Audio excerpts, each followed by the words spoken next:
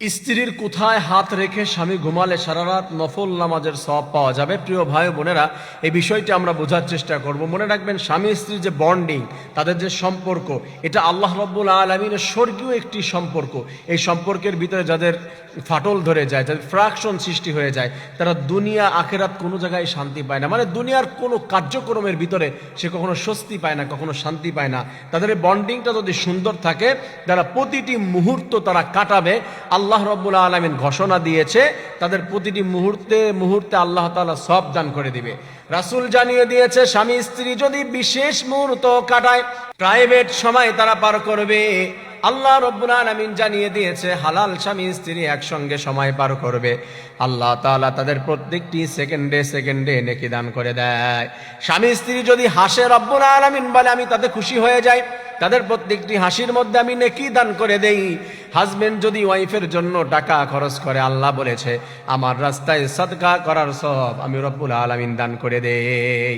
আল্লাহ তাআলা চায় যে তাদের সুন্দর বন্ডিংটা সুন্দর থাকুক, তাদের সম্পর্ক ভালো থাকুক। আল্লাহ তাআলা চায় না যে তারা কোনো অবস্থায় তাদের ডিসকানেক্ট হয়ে যাক, তাদের সম্পর্কটা নষ্ট হয়ে যাক, এটা আল্লাহ তাআলা চায় না। প্রিয় ভাই ও বোনেরা, সবার ক্ষেত্রে স্বামী স্ত্রী রাসূলের সুন্নাহ মেনটেন করে যদি ঘুমায়, স্বামী স্ত্রীকে কোথায় কি অবস্থায় ঘুমাবে, স্ত্রীর কোথায় হাত রেখে স্বামী ঘুমালে স্বামীর সারা রাত নফল নামাজের সওয়াব হয়ে যাবে। বিষয়টি বোঝার চেষ্টা করবেন।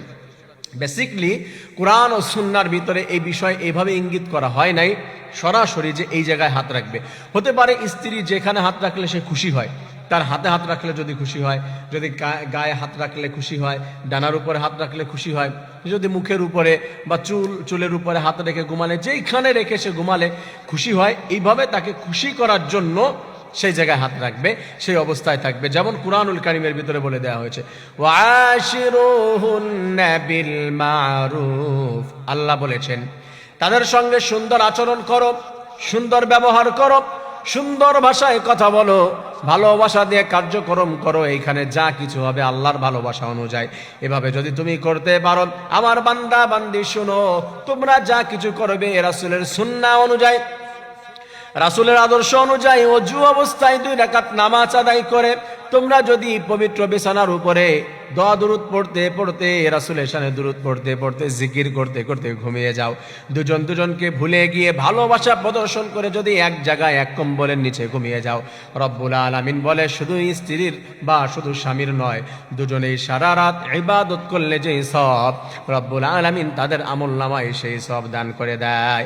আল্লাহ তাআলা বলে আমি আল্লাহ তাদের জন্য ফেরেশতা নাজিল করে দেই।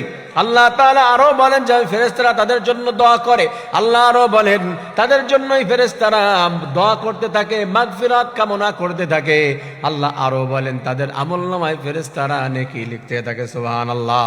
আমার প্রিয় ভাই ও বোনেরা, তার জন্য স্বামী স্ত্রী যে যেমন করে খুশি হয়, আরেকজনের যদি কষ্ট না হয়ে যায়, কোনো ডিস্টার্ব মনে না হয়, তাহলে একজন একজনের প্রতি ভালোবাসা প্রদর্শন করবে। এটার জন্য আমার রব খুশি হয়ে যায় এবং তাদেরকে এটাকে জান্নাতে যাওয়ার কারণ হয়ে দাঁড়াতে পারে। এজন্য স্বামী স্ত্রী দুজন দুজনকে ভালোবাসবে, দুজন দুজনকে বুঝবে। এটা রব্বুল আলামিনের ওয়াদা, রব্বুল আলামিনের অর্ডার। আমার প্রিয় ভাই বোনেরা, আল্লাহ তাআলা প্রত্যেকটি বন্ধনকে, প্রত্যেকটি বন্ডিংকে জান্নাতি পরিবার, প্রত্যেকটি বন্ডিংকে জান্নাতি বন্ডিং আল্লাহ রব্বুল আলামিন কবুল করে নিন, আমিন।